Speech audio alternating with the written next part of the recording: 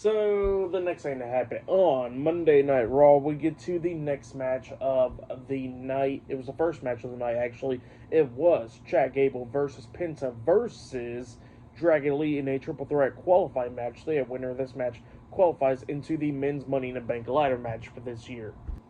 And so we get to this match, and El Hijo del Vankingo is in the crowd tonight. So yeah, Vankingo's in the crowd tonight because he got some match against Chad Gable at Worlds Collide on the same day of Money in the Bank. So yeah, we get to this match. And this match, it was a pretty good one. Everybody was beating the hell out of each other. Chad Gable was actually taking control of this match after he takes out Penta and Dragon Lee, but then he starts attacking Vankingo in the crowd. So yeah, that's what happened there. Well, then during this match, we see everybody going at it back and forth and everything, coming up near falls a lot of times in this match.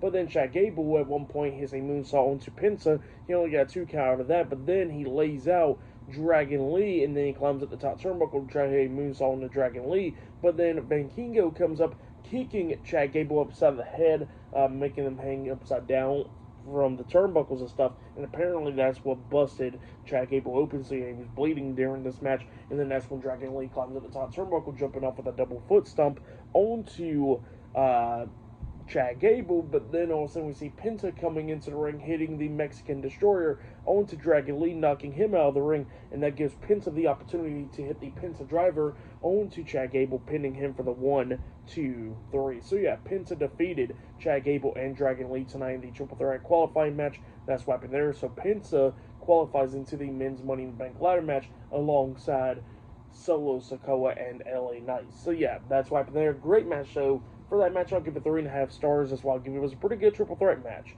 But yeah, that's what happened there. But then after that, we see backstage all the members of the Judgment Day talking. Finn Balor, JD McDonough, Raquel Rodriguez, Carlito, and Dominic Mysterio while they was playing games and stuff. But then all of a sudden, Roxanne Perez comes in there giving Dominic some chicken nuggets and stuff, and she was trying to rub up on his shoulders and stuff. Somebody looks like it's hurting and all that stuff.